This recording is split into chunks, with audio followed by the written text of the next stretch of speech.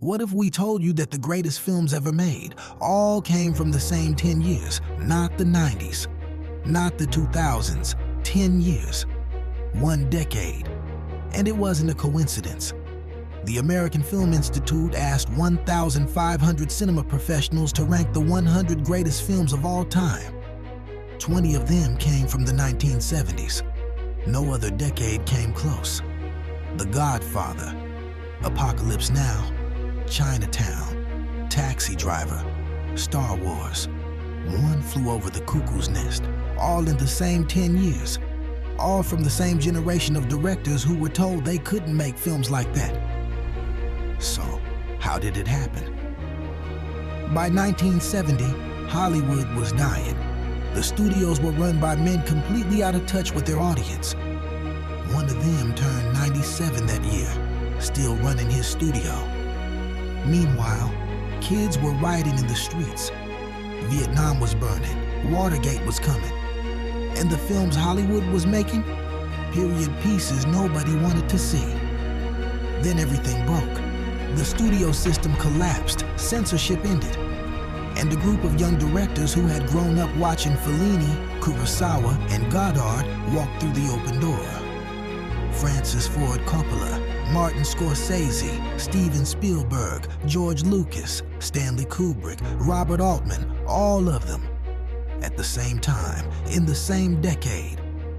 Cornell University professor Jonathan Kirshner called it Hollywood's last golden age.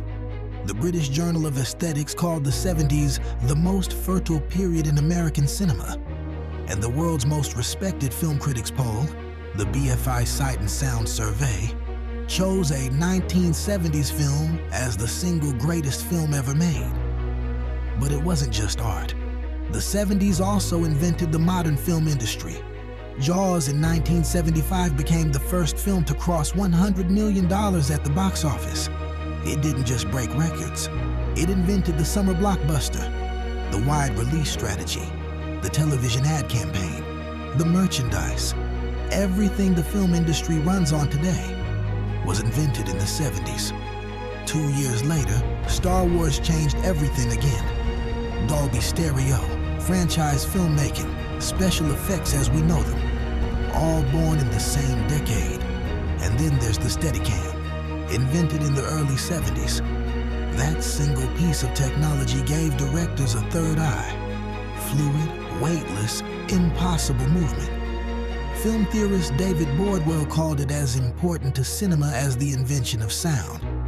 Cornell University, Oxford University Press, the American Film Institute, the British Film Institute, Rolling Stone.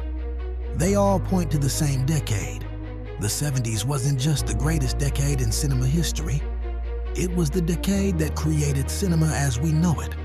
The strongest case has been made.